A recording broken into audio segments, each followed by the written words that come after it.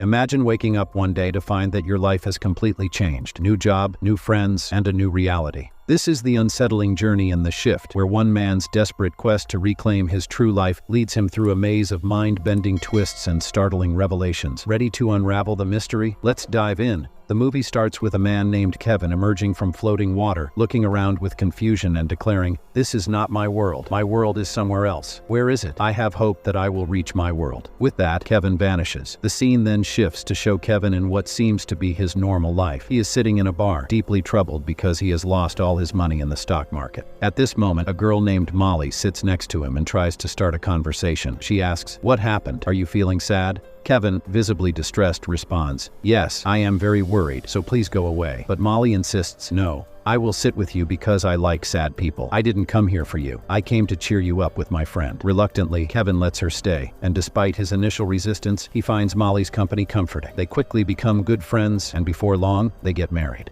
Time passes, and they are very happy together, unaware that their joy will soon face a serious challenge. One day after coming home from the office, Kevin gets into a terrible accident. When he regains consciousness, he finds himself on an empty road with no one around except an old man. No cars, no people, just eerie silence. Confused, Kevin asks, "I had an accident. Where is my car? I need to call my wife." The old man responds, "You won't be able to do that, Kevin, because you are in a different world. At the moment of the accident, I took you out of there and brought you here." The old man, introducing himself as Heinz, explains, "I am the benefactor. My job is to shift people from one world to another." He invites Kevin to a nearby restaurant to talk more. Kevin, still in disbelief, says, "Stop joking with me. I want to go back to my world." "Why did you bring me here?" Heinz calmly replies, "I brought you to this world so that you can become a shifter like me. Your job will be to bring sad and angry people out of the real world and bring them here." Skeptical, Kevin retorts, "I don't believe that any of this is possible. Prove it to me. Make something disappear." In response, Heinz simply says, "Anything," and proceeds to perform a small but convincing trick, smashing some chords on his hand, demonstrating the surreal power he possesses. The girl then vanishes before Kevin's eyes, leaving him even more terrified. He pleads, "I don't want to be a shifter. Please, send me back to my wife." But Heinz, the benefactor, insists, "No, you will stay here until you become a shifter." Kevin refuses, saying, "I will not take anyone from the real world." Desperate, he starts praying to God for help. Seeing this, the benefactor gets angry and leaves. Kevin begins to explore this strange new world. He notices that people here are always angry. The atmosphere is tense, and no one talks to each other. There are constant fights, and families are practically non-existent. Food is scarce, and people kill each other out of hunger. Years pass, and Kevin remains trapped in this harsh world for 5 long years. During this time, news spreads that the benefactor had offered Kevin the role of a shifter, but he had refused. Kevin's only hope is to find a shifter who can take him back to his wife, but all his efforts fail. In this desolate world, he makes a friend named Gabriel. Kevin writes a forbidden Bible for Gabriel, an act considered illegal here. Desperate to see his wife, Kevin seeks out a person with the technology to view the real world. Determined, he hopes to catch a glimpse of his wife once again. After a while, Kevin goes to meet the man with the technology. He says, "I want to go back to my wife. Tell me where she is." The man replies, "I can't do that. All I can do is show you your wife." Disappointed, Kevin leaves. Outside, many people are protesting, and Kevin and his friend Gabriel join them. The police are lined up in front of the crowd. Suddenly, a protester runs away and vanishes. As he escapes, the police start shooting at the crowd. Kevin and Gabriel quickly hide in a nearby building. Kevin says to Gabriel, "That man succeeded in escaping because he was a shifter. I need to find a shifter too." Gabriel, frustrated, responds, "Give up your efforts. You won't find a shifter and you won't get out of here." Later, Kevin goes to a shopping mall to buy some things. There, he sees a child who suddenly disappears in front of his eyes. The sight of the child reminds Kevin of his own son, who had disappeared in a shopping mall years ago. This memory deepens Kevin's sadness. In the mall, Kevin meets a man named Nadir, who surprisingly calls him by his real name and says, "I know you're hungry. If you want, you can come to my house and eat." Nadir has a family in this world, his wife and 2 daughters. Kevin goes home with him. Nadir is aware that Kevin still remembers the Bible and many things from the other world that people here have forgotten. He proposes that Kevin teach his daughters everything he remembers. In return, Nadir offers Kevin a place to stay and food. Before Kevin can respond, an alarm rings. When people turn on the news, they learn that the benefactor, who hasn't returned to this world in many years, is coming back tomorrow. This news rekindles Kevin's hope of returning to his world. Kevin quickly goes to the man with the technology to locate people in the real world. He asks for Molly's location, but the man says, "You won't be able to find Molly's location unless you have a special bracelet from a shifter." Kevin learns that the shifter bracelet is with the benefactor. If he wants to get it, he will have to kill the benefactor. Kevin, knowing it's illegal to possess a gun in this world, obtains one from Gabriel. The benefactor has arrived in the world that morning,